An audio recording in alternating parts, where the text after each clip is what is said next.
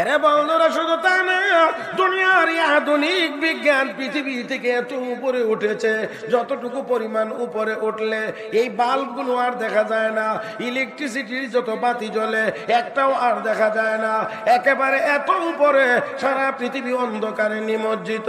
কিন্তু তারা খুঁজে পেয়েছে একমাত্র বাইতুল্লাহ, আল্লাহর ঘর নূরে ঝলমল করতে আসে।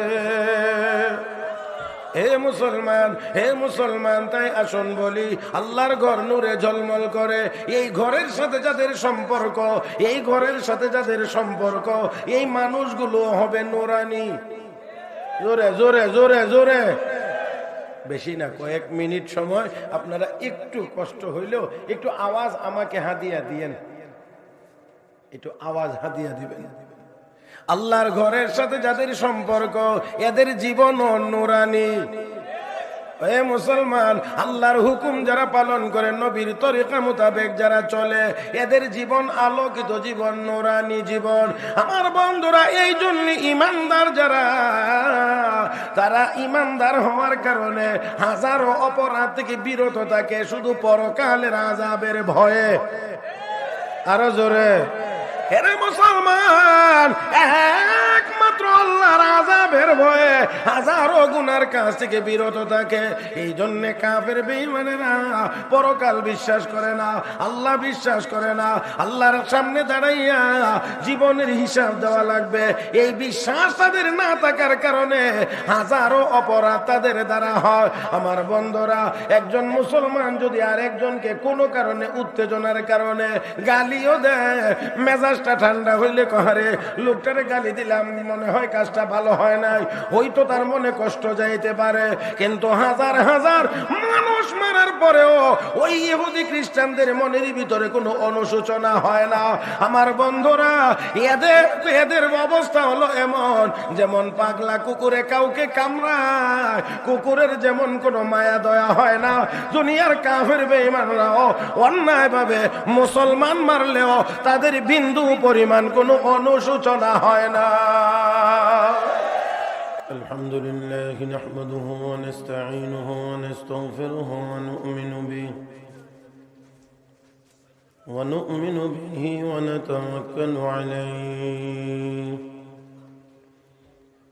ওয়া নাউযু বিল্লাহি মিন শুরুরি আনফুসিনা ওয়া মিন সাইয়্যাতি আ'মালিনা। من يهده الله فلا مضل له ومن يضلله فلا هادي له ونشهد أن لا إله إلا الله وحده لا شريك له ونشهد أن سيدنا وسندنا وحبيبنا ومولانا محمدا عبده ورسوله। আল্লাহ ওয়ালাদের, বুজুর্গদের সোহবতে বসতে পারা, আসতে পারা, এটা আল্লাহ পাকের এক বিশেষ নিয়ামত। এটা সবার পক্ষে সম্ভব হয় না। আল্লাহ যাদেরকে সুযোগ দেন তারাই এই নিয়ামত প্রাপ্ত হন। মুহতারাম হাজিরিন, আল্লাহ আমাদেরকে কিছু নিয়ামত দান করেছেন, যে নিয়ামতগুলোর দিকে শুধু তাকায়া থাকলেই সওয়াব হয়, আর কিছু করা লাগে না, শুধু তাকায়া থাকলেই সওয়াব, শুধু তাকায়া থাকলেই সওয়াব। এমন কিছু নিয়ামত আল্লাহ আমাদেরকে দিয়েছে। এক নাম্বার, কিতাবুল্লাহ, আল্লাহর কিতাব পবিত্র কোরআন খুলে যদি কেউ শুধু তাকায়া থাকে, তারপরেও তার আমলনামায় সওয়াব হইতে থাকে। আল্লাহর কালাম দেখেন, কালাম যার, কথা যার হয়, এই কথার ভিতরে ব্যক্তি যেন লুকায়িত থাকে। খেয়াল করে যদি একটু শুনেন, যারাই আছেন কষ্ট করে সময়টাকে নষ্ট না করে একটু কাজে লাগানোর চেষ্টা করে। বিদেশ থেকে যদি চিঠি আসে, চিঠির মধ্যে সব ভালো কথা লেখা, মা ভালো আছি, বেতন টেতনও ভালো, সুযোগ সুবিধা ভালো, খাওয়া দাওয়াও ভালো, কোনো কষ্ট নাই, এরপরেও এই চিঠি পড়ে আর মা কান্দে। তো লোকেরা জিজ্ঞাসা, কাঁদো কেন, তোমার ছেলের কোনো অসুবিধা? না, অসুবিধা না। কত হইলে অসুবিধা না হইলে কান্দো কেন? চিঠি পড়ি আর আমার চোখে আমার ছেলের চেহারা ভাসে।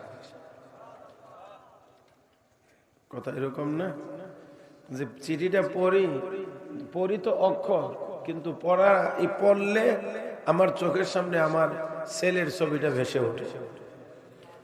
তার মানে হইল কথার পিছনে যেন ছেলে লুকায়িত আছে। তাহলে আল্লাহর কালামের ভিতরেও তো আমার আল্লাহ নিজে স্বয়ং লুকায়িত আছে। আর একটু জোরে কিছু কথা বলবেন নি, বলতে পারবেন না? কাইল হয়ে গেছে? হ্যাঁ পারবেন ইনশাআল্লাহ? একটু জোরে কন্ত দেখি সুবহানাল্লাহ, আর একটু জোরে আলহামদুলিল্লাহ, আর একটু বড় আওয়াজে আল্লাহু আকবার। দেখেন ইরানের বাদশা, তার জবান দিয়ে হঠাৎ করে বের হয়ে গেছে, দুররে আবলাক কাছে কম দিদা মাউজুদ, চিত্রা মতি দেখতে খুব কম পাওয়া যায়। কি মতি? চিত্রা মতি বুঝেননি? যেটার মধ্যে ভিন্ন কালার থাকে। এই চিত্রা মতি দেখতে খুব কম পাওয়া যায়। এটা তার কল্পনা প্রসূত কথা বের হয়ে গেছে। ভাষা তার ফার্সি। এই কথাটা বের হওয়ার পরে তার মধ্যে চিন্তা আসছে যে বাকি অংশটা যদি মিলাইতে পারি তাহলে এক লাইন শেয়ার হয়ে যায়। এখন নিজে চিন্তা করে আর বের করতে পারতেছে না। রাজ দরবারের কবি সাহিত্যিকদেরকে ডাকাইছে, ডাকায় বলেন দুররে আবলাক কাছে কম দিদা মাউজুদ, এটার সাথে শব্দ ওজন এবং অর্থ মিল রেখে পরের অংশটা আপনারা একটু বানায়।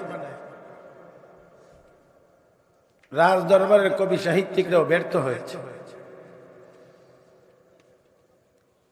এবার ছাড়ছে আন্তর্জাতিক বাজারে যে আমার এই কথাটার সাথে মিল রেখে পরবর্তী অংশটা যে বানাইয়া দিতে পারবে তাকে বড় ধরনের পুরস্কার দেওয়া হবে। এই খবরটা আস্তে আস্তে ভারতবর্ষ পর্যন্ত এসেছে। ভারতের শাসক তখন বাদশাহ আলমগীর, আল্লাহর ওলি। বাদশাহ আলমগীরের এক মেয়ে, তার নাম জীবুন্নিসা। যদিও সে একজন মেয়ে মহিলা, কিন্তু ইলমের দিক থেকে, তাসাউফের দিক থেকে বহু গুণ, বহু পুরুষ, হাজারো পুরুষের চাইতে অনেক বেশি উপরের ছিলেন।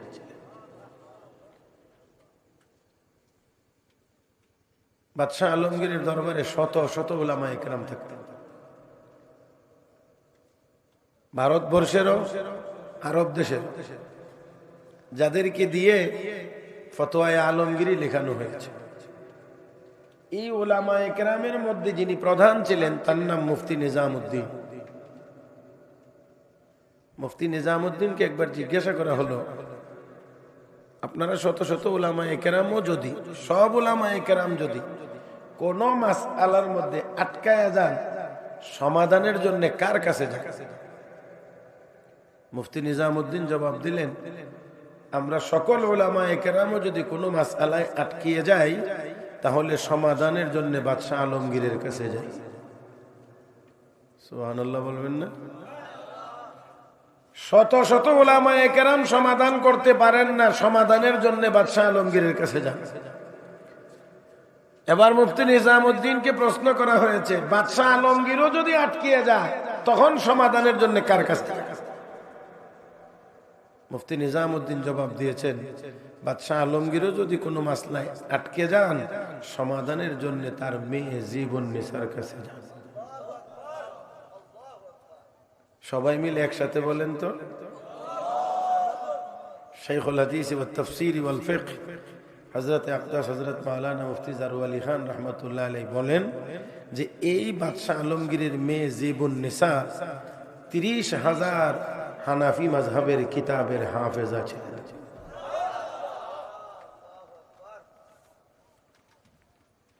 এখন বুঝতে পেরেছেন? এবার উনি এই খবর যখন পাইছেন যে ইরানের বাদশা উনি এটার পরের অংশ চায়, দুর্রে আবলাক কাছে কম দিদা মৌজুদ, জীবন নেশা তখন পরের অংশটা বানাইছেন, মগর আশকে বুতানে সুরমা আলো, সুরমা মিশ্রিত চোখের পানিও দেখতে চিত্রামতির মতো। দুইজনেরটা মিলাইয়া এক লাইন হয়েছে, দুর্রে আবলাক কাছে কম দিদা মৌজুদ, দুর্রে আবলাক কাছে কম দিদা মৌজুদ, মগর আশকে বুতানে সুরমা আলো। লিখে পাঠাইছে ইরান। ইরানের বাদশা পায়া খুব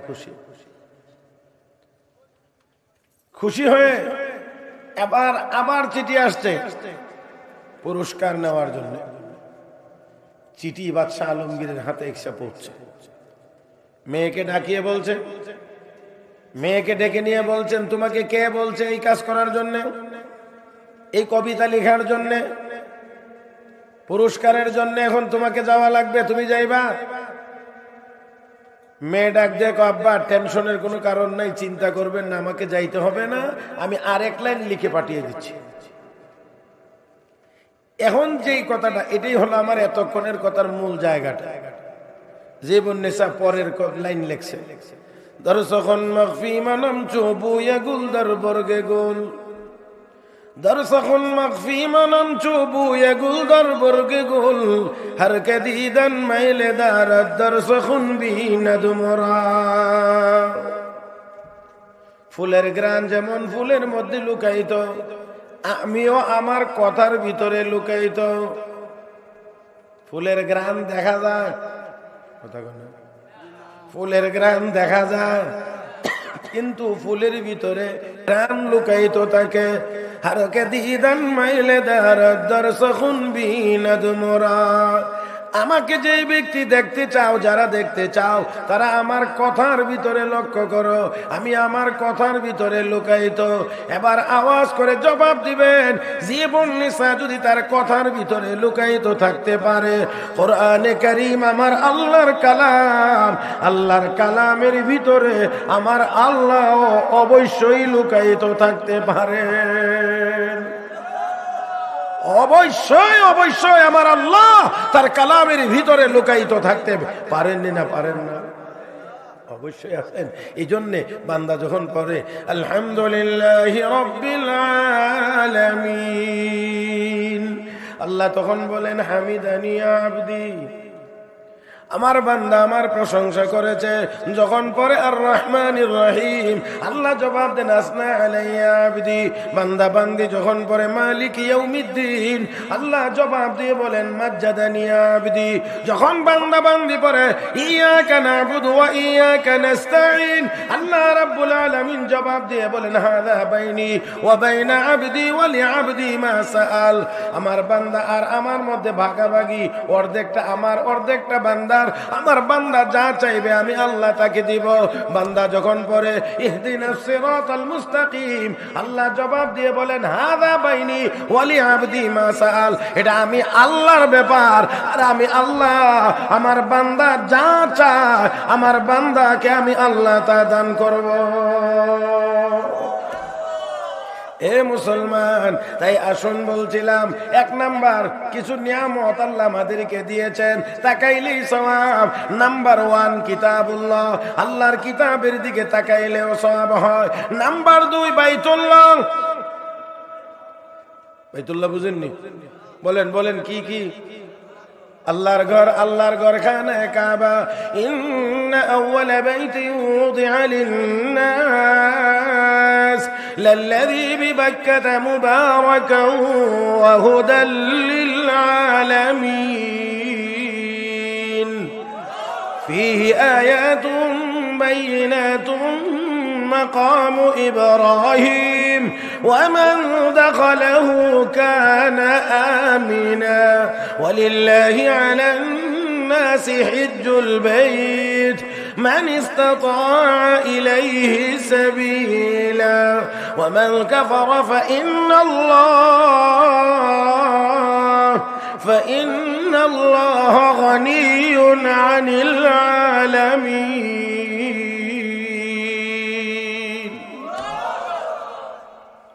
এই পৃথিবীর সর্বপ্রথম ঘর যা মক্কায় অবস্থিত, ও বন্ধুরা ওই ঘরের গিলাফ কালো। দুনিয়াতে কালো জিনিস মানুষ বেশি পছন্দ করে না, কিন্তু আল্লাহর ঘরের গিলাফ কালো হওয়ার পরেও আল্লাহর বান্দা বান্দীদের চোখ ওই কালো গিলাফ থেকে সরে আসে না। আরো জোরে কান।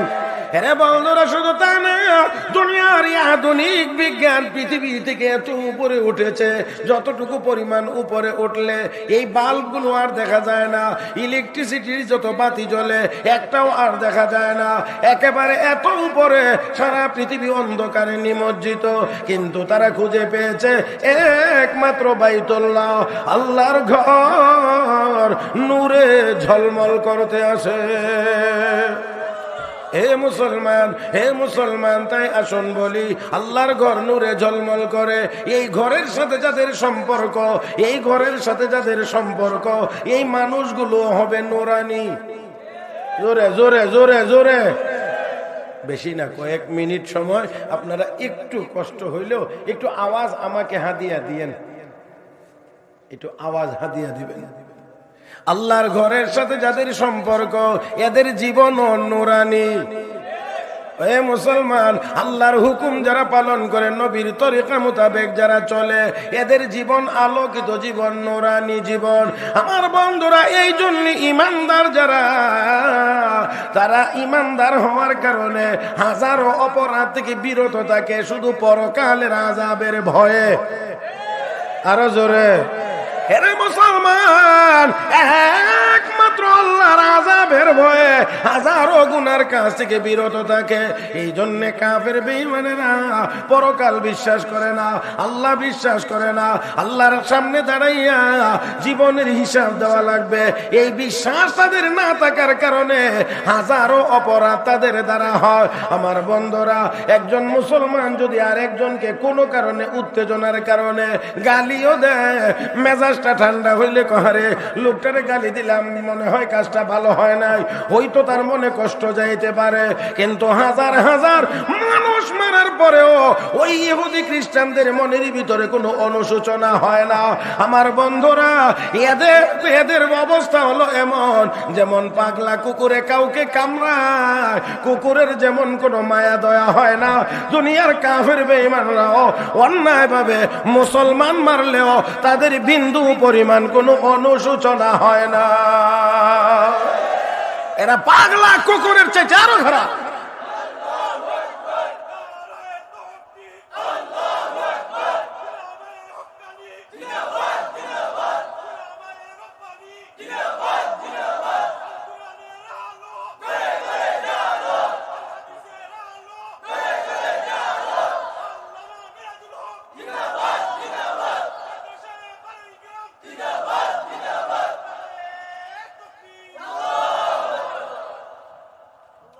আমার ভাইয়েরা,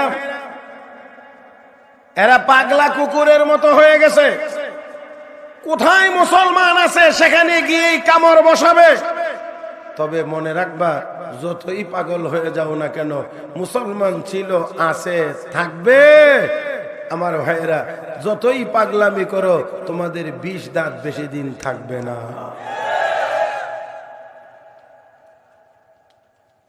আমার ভাইয়েরা শুন,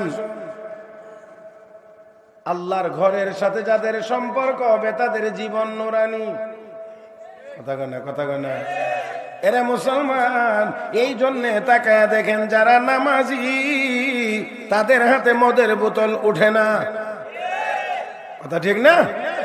এদের হাতে গিয়ে কোনো ইয়াবার ট্যাবলেট পাওয়া যাবে না। এ মুসলমান, ভালো করে আমাদেরকে বুঝতে হবে, আজকে ষড়যন্ত্রটাই তো এখানে। মসজিদ মাদ্রাসার সাথে যাদের সম্পর্ক, এরা যদি আলোকিত হয়, এরা যদি এত ভালো মানুষ হয়, আর আমরা যদি ওই পাগলা কুকুরের মতো এই কাজ ওই কাজ করি, সবাই বুঝে যাবে এই লোকগুলো খারাপ। এই জন্য কম মোল্লারারেও বানাও খারাপ। এই গ্রুপটারও যদি খারাপ বানায় দেওয়া যায় বাস সব সমান হয়ে গেলাম। আরে না, লক্ষ লক্ষ উলামায়ে কেরাম খারাপ বানাইলে কয়জন রে বানাইতে পারবা? না হয় 1000, না হয় 2000, না হয় 5000, কিন্তু আমার নবী তো বলেছেন লা ইয়াজালু তাইফাতুম মিন উম্মতি যাহিরিনা আলাল হক লা ইয়াদুররুহুম মান খাযালাহুম হাত্তা ইয়াতি আমরুল্লাহ। আমার উম্মতের মধ্যে একটা দল থাকবে সব সময় হকের উপরে প্রতিষ্ঠিত। হাজারো পাগলা কুকুরের কামড়া নিতেও এই গ্রুপ কোনোদিন হকের উপর থেকে বিন্দু পরিমাণ এদিক ওদিক হবে না।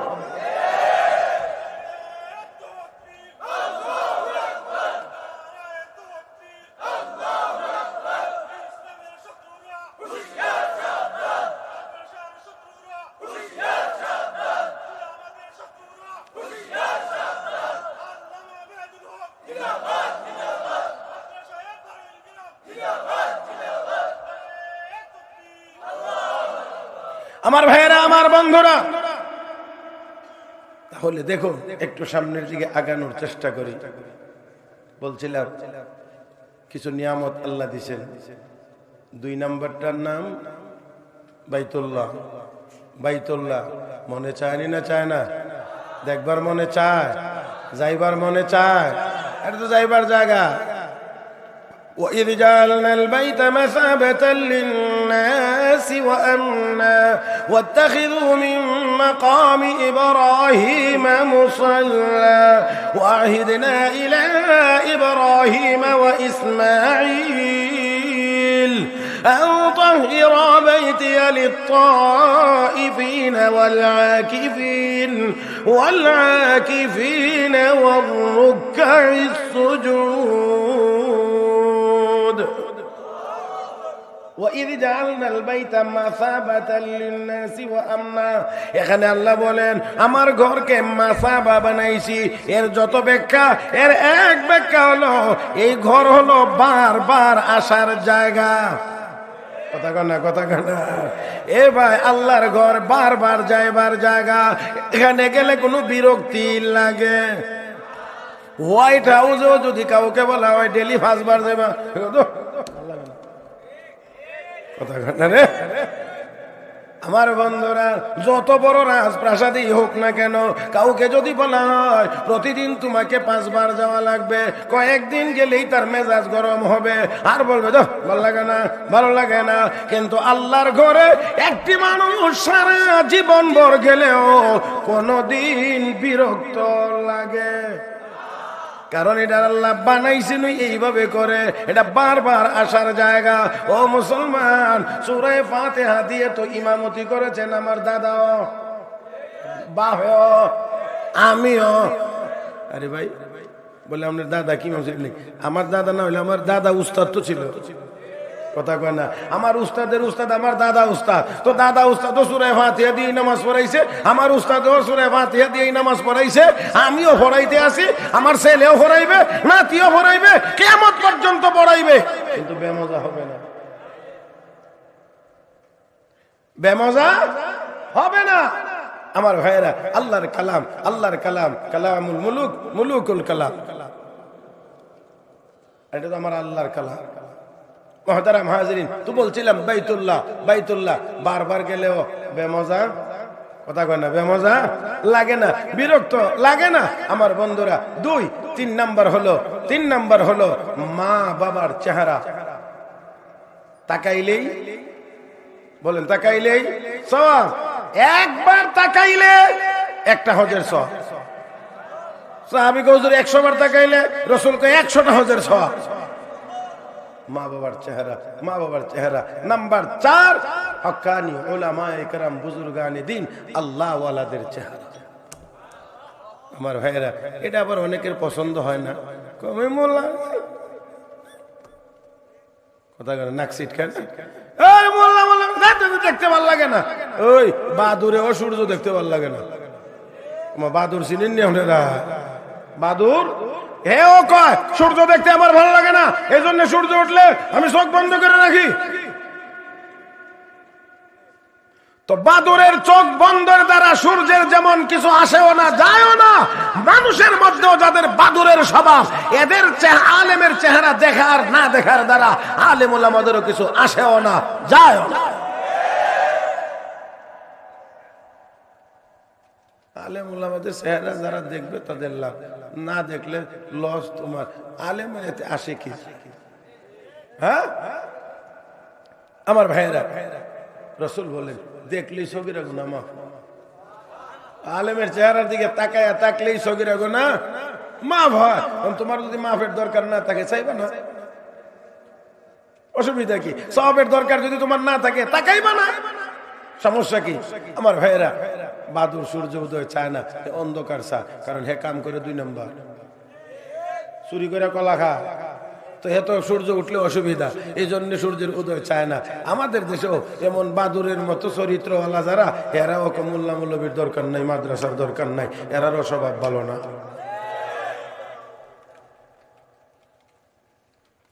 কষ্ট হইতেছে, উপরে দিয়ে মনে ফুটা পড়ে না? হ্যাঁ চলবে আরো কয়েক মিনিট, হ্যাঁ আরো 10 মিনিট চলবে ইনশাআল্লাহ। মাশাআল্লাহ মাশাআল্লাহ, আপনাদের এই বসাকে তো সম্মান করা লাগে। এই জন্যে আমি তো নিয়ত করেছিলাম খুব কম সময় কথা বলবো। মুহতারাম হাজরিন, রাত্রেও বেশি, আবহাওয়া তত বেশি সুবিধা না, আমার শরীরও বেশি সুবিধা না, এরপরেও এখন একটা আল্লাহ রহমতে করলে আজকের রাত্রের জন্য এক হালি পুরা হইব। বুঝছেন না? এক হালি কয়টা হইল? মাশাআল্লাহ, এই অঙ্কটি ভালোই জানা আছে। আল্লাহ তুমি আমাদেরকে কবুল করো, জোরে বলি আমিন।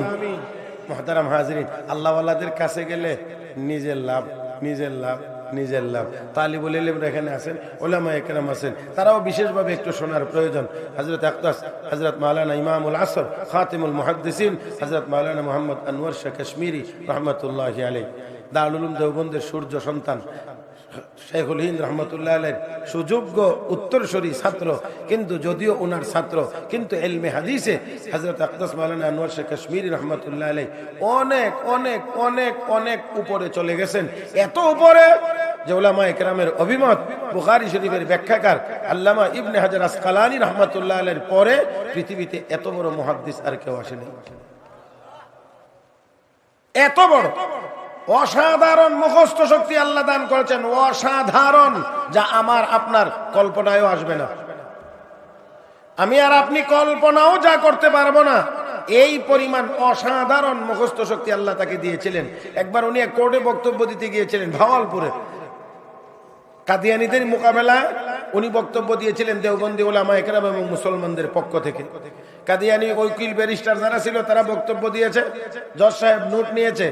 যখন হযরত আকদাস মাওলানা আনোয়ার শাহ কাশ্মীরি রহমাতুল্লাহি আলাইহি বক্তব্য দেওয়া শুরু করলেন, জজ সাহেব কি নোট নেবেন, হাতে কলম ছিল, ফিক্কা ফেলায় দিছে, ঢিল মেরে ফেলে দিয়ে কয়, আমি কি যার বক্তব্য শুনতেছি উনি কি কোনো মানুষ নাকি কোনো ফেরেশতা, আমি এটাই এখনো ঠিক করতে পারিনি। হযরত মাওলানা মক্কি আল হেজাজি দামাত বারাকাতুহুল আলিয়া, যিনি এখনো হারামে মক্কায় হাদিসের এবং তাফসীরের দর্স দিচ্ছেন, এই এখনো হযরত মাওলানা মক্কি আল হেজাজি এখনো মক্কার হারাম শরীফে এখনো তিনি হাদিস এবং তাফসীরের দর্স দিচ্ছেন নিয়মিত। মুহতারাম হাজিরিন, তিনি বলেন দারুল উলুম দেওবন্দ থেকে একবার ওনাকে মিশরে পাঠানো হয়েছে। মিশরে পাঠানো হয়েছে আল আজহারে, আল আজহার বিশ্ববিদ্যালয়ের লাইব্রেরিতে একটি কিতাব আছে, ওই কিতাবটা আনার জন্য। কিতাব তো এমনি আনতে পারবেন না, লিখে নিয়ে আসবেন, খরচ বহন করবে দারুল উলুম দেওবন্দ মাদ্রাসার পক্ষ থেকে, ওনাকে খরচ বহন করা হবে, ওনার যাতায়াত খরচ। গেলেন, লাইব্রেরিতে ঢুকলেন, কিতাব হাতে নিলেন, পড়লেন।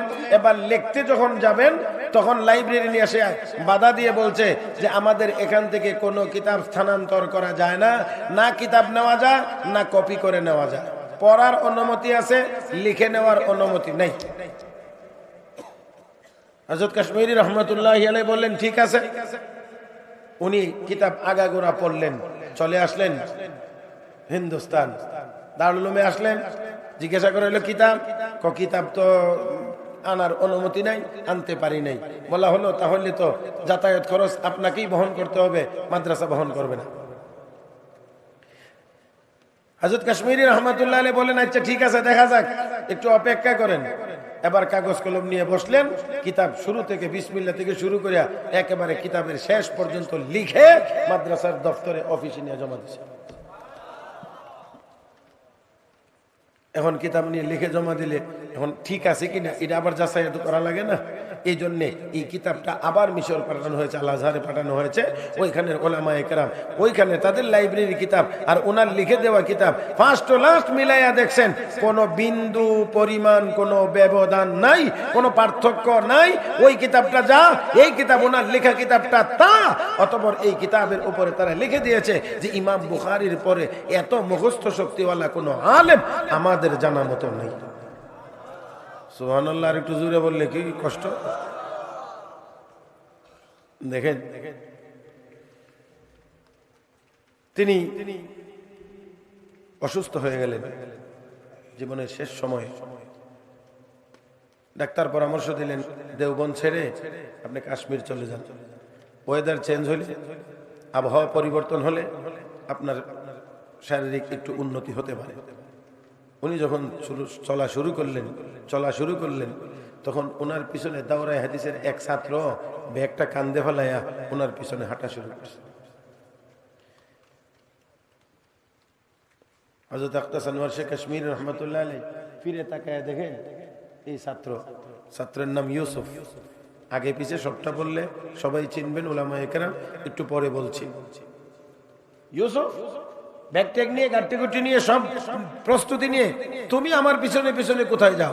হযরত আপনার খেদমতের জন্য। ছাত্র ইউসুফ দাওরায়ে হাদিস পড়ে।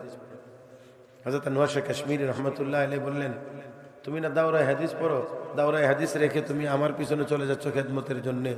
ছাত্র ইউসুফ কেঁদে দিলেন, চোখের পানি ছেড়ে বলেন হযরত বেঁচে থাকলে দাওরায়ে হাদিস জীবনে বহুবার পড়া যাবে, কিন্তু মাওলানা কাশ্মীরি একবার চলে গেলে আর কোনোদিন ফিরে পাওয়া যাবে না। এই জন্য আমি আপনার খেদমত করতে চাই, পরে আমি দাওরায়ে হাদিস পড়ে নেব। 2 বছর খেদমত করলেন।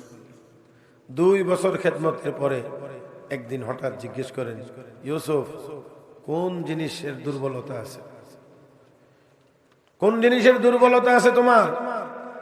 মাথা নিচু করে দিয়ে বলেন আদবের সাথে হযরত এলেমের সব লাইনেই আমি দুর্বল, এলেমের সব লাইনেই আমি দুর্বল। আচ্ছা তাই? বলে হ্যাঁ। কথা হলে আলমারি থেকে কিতাব নামাও, আলমারি থেকে কিতাব নামাও।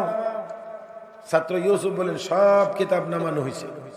এবার উস্তাদ এক এক বিষয়ের একটা করে কিতাব নেন, এক এক বিষয়ের একটা করে কিতাব নেন, 1 পৃষ্ঠা করে আমাকে পড়ায় দিয়ে বলেন এটা রাখো। আবার আরেক বিষয়ের আরেকটা কিতাব নিয়ে 1 পৃষ্ঠা পড়ানোর পরে রাখো।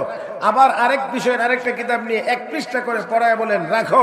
এইভাবে যত আলমারিতে যত কিতাব ছিল, যত বিষয়ের ছিল, সব বিষয়ের এক এক কিতাবের 1 পৃষ্ঠা করে পড়ায়া এবার বলে দিলেন যাও যাও, এখন আর শুধু কিতাব বুঝবে না এমন না, আল্লাহর ফজল করমে এখন তুমি সব কিতাবের সরা তথা ব্যাখ্যা লিখতে পারবে। সেই ইউসুফ ছাত্রটাই হলো আল্লামা ইউসুফ বিন নুরি রহমতুল্লাহি আলাইহি, যিনি তিরমিজি শরীফের সরা লিখেছেন মাআরিফুস সুনান। আল্লাহু আকবার, আল্লাহু আকবার। আমার বন্ধুরা, তাই আসুন হযরত খাজা বাকি বিল্লাহ রহমতুল্লাহি আলাইহি, হযরত খাজা বাকি বিল্লাহ রহমতুল্লাহি আলাইহি বহুত বড় বুজুর্গ, ওনার বাড়িতে একদিন মেহমান আসছে। মেহমান, অনেক মেহমান। এত মেহমানের মেহমানদারি করার মতো ব্যবস্থা ওনার ঘরে ছিল না। পাশেই ছিল রেস্টুরেন্ট, রেস্টুরেন্টওয়ালা দেখছে যে হুজুরের বাড়িতে অনেক মেহমান, তো এত খাবার তো হুজুরের বাড়িতে থাকার কথা না, তো কিছু খাবার আমার রেস্টুরেন্ট থেকে পাঠাইয়া দেই, হুজুর যেন মেহমানদারি করতে পারেন। এই মর্মে সে কিছু খাবার পাঠাইয়া দিছে। খাবার পাইয়া হুজুর বড় খুশি হয়েছেন, মেহমানদের মেহমানদারি করছেন, খুব মনের থেকে তার উপরে সন্তুষ্টি প্রকাশ করেছেন। এবার মেহমান বিদায় দিয়ে যখন বাহির হয়ে আসছেন, রেস্টুরেন্টওয়ালার সাথে সাক্ষাৎ হলে এবার জিজ্ঞেস করে আমার কাছে তোমার কোনো চাওয়া পাওয়ার আছে? জি হুজুর আছে। কি চাওয়া পাওয়ার আছে? হুজুর আমি আপনার মতো হতে চাই, হুজুর আমি আপনার মতো হতে চাই। হযরত বললেন এটা বাদে অন্য কিছু চাও? না হুজুর, যা চেয়ে ফেলেছি দিলে এটাই, না দিলেও এটাই, আমি আপনার মতো হতে চাই। এই কথা বললেই হযরতের তবিয়তের মধ্যে একটু ভিন্নতা এসেছে। যেমন গাড়ি চলতে গিয়ে গিয়ারের একটু পরিবর্তন হয় না? হ্যাঁ, কথা কয় না? অবস্থা বেজে গিয়ারের একটু পরিবর্তন হয়নি না? হয় না? আল্লাহওয়ালাদেরও ভিতরের হালতের এমন কিছু পরিবর্তন হয়, এটা আবার সবাই বুঝতেও চায় না, সবাই বুঝতে পারেও না, সবাই অযথা না বুঝে বিরোধিতাও করে। আরো জোরে বলেন। আমার বন্ধুগণ, আন্নাসু আদাউল লিমা জাহিলু, মানুষ যা জানে না তার বিরোধিতা করা এটাই স্বাভাবিক। মুহতারাম হাজিরিন, এবার তিনি একটু পরিবর্তন, একটু গরম গরম ভাব, বললেন যাও গোসল করে আসো, পাক পবিত্র কাপড় পরিধান করে আসো। লোকটা দৌড়িয়ে গিয়ে গোসল করে পাক পবিত্র কাপড় পরিধান করে হযরতের সামনে চলে এলে বললেন, হুজরায় ঢুকো। হুজরায় ঢুকো, ঢুকাইলেন, নিজেও ঢুকলেন, দরজা আটকাইলেন। 3 দিন তাওয়াজ্জু দিলেন, 3 দিন 3 দিন 3 দিন 3 দিন তাওয়াজ্জু দেওয়ার পরে দরজা খুলে যখন বের হয়েছে, এবার হযরত খাজা বাকি বিল্লাহকে আর রেস্টুরেন্ট ওয়ালাকে চেনা যায় না, দুজনকে একরকম দেখা যায়। আরো জোরে। আমার বন্ধুরা, যেই জিনিস নেওয়ার কথা ছিল কয়েক বছরে নিয়ে নিছে মাত্র, কথা কয় না, কথা কয় না? যেই জিনিস নেওয়ার কথা ছিল কয়েক বছরে নিয়ে নিছে মাত্র 3 দিনে। আমার বোনেরা সহ্য করতে পারে নাই। 3 দিন ওই লোকটা জীবিত ছিলেন, এরপর দুনিয়া থেকে বিদায় হয়ে গিয়েছেন। আমার বন্ধুরা, এই জন্যে আল্লাহ ওয়ালাদের কাছে গেলে লস না লাভ? আরো জোরে বলেন, লস না লাভ? আমার ভাইরা, আমার বন্ধুরা, তাই আসুন, আল্লাহ ওয়ালাদের নেক নজর যদি কারো উপরে পড়ে যায় তাহলে ওই লোকটাও আল্লাহ ওয়ালা হয়ে যায়। মুহূর্তের মধ্যে তার ভিতরে পরিবর্তন চলে আসে। আমার বন্ধুরা রে, অবশ্যই অবশ্যই অবশ্যই অবশ্যই আল্লাহ ওয়ালাদের সোহবতের আসর এবং প্রভাব রয়েছে। সোহবতে সালে তোরা সালে কুনাত, সোহবতে তালে তোরা তালে কুনাত, এক জমানা সোহবতে বা আউলিয়া, বেতরাজ সদ সালে তাত বেরিয়া। ও বন্ধুরা, কিছু সময় আল্লাহ ওয়ালাদের কাছে থাকা 100 বছরের ইবাদতের চাইতেও বেশি দামি। আমার বন্ধুরা, এই আসুন, আল্লাহর কোরআনে আল্লাহ ঘোষণা করেছেন, ইয়া আইয়ুহাল্লাযীনা আমানুত্তাকুল্লাহ ওয়া কুনু মা'আস সাদিকিন। হে ঈমানদারেরা, আল্লাহকে ভয় করো, আল্লাহ ওয়ালাদের সঙ্গে হও। হে ঈমানদারেরা, হে ঈমানদারেরা, আল্লাহ ওয়ালাদের সঙ্গে হও, আল্লাহকে ভয় করো। ও বন্ধুরা, তাহলে আসুন আজ থেকে আমরা নিয়ত করি আমরা আল্লাহ ওয়ালাদের সাথে থাকবো। জোরে কোন ঠিক কিনা? বর্তমান যে ফিতনা ফাসাদের যুগ, আমার বন্ধুরা, কোনো না কোনো আল্লাহ ওয়ালার সাথে যদি আমাদের কানেকশন না থাকে, ঈমান হারা হয়ে যাওয়ার যথেষ্ট পরিমাণ আশঙ্কা। জোরে কোন, জোরে কোন, জোরে কোন, জোরে কোন, আছে না নাই? চতুর্মুখী ফিতনা, ষড়যন্ত্র সর্বদিক দিয়ে, চিল কাক শকুনের মতো পৃথিবীতে চক্কর দিতে আছে ইসলামকে কেমন করে উৎখাত করা যায়। আমার ভাইয়েরা, আমি এই জন্য বলি, তারা হয়তো জানে না, আর না হয় জেনেও না জানার ভান করে, অথবা তারা অন্য কোন চিন্তা ভাবনা থেকে এই কাজ করে। আর না হয় আমি বলি, যেই সকল পাগলেরা কয় পৃথিবী হবে মুসলিম শূন্য, পৃথিবী হবে ইসলাম শূন্য, গর্তের পিপিলিকার আকল আছে, কিন্তু তাদের মাথার মধ্যে এতটুকু আকল নাই। আপনারা অবশ্যই জানেন যে গর্তের পিপিলিকাও তালিবুল ইলমদের জন্য দোয়া করে। সমুদ্রের মাছ তালিবুল ইলমদের জন্য দোয়া করে। আমার ভাইয়েরা, তারা দোয়া করে তালিবুল ইলমদের জন্য। এরা তালিবুল ইলম, ইলম শিখে, এরা শিখে হবে আলেম, আলেম হয়ে পড়াইবে, আবার কিতাব আরো আলেম তৈরি করবে। মুহতারাম হাজিরিন, আরো আলেম তৈরি করবে। ইলমের সিলসিলা যখন থাকবে, ইলমের সিলসিলা থাকবে তো দিন থাকবে, ইসলাম থাকবে, আর ইসলাম থাকবে তো পিপিলিকাও থাকবে, মাছও থাকবে। এই জন্য তালিবুল ইলমদের জন্য দোয়া করে। আল্লাহু আকবার।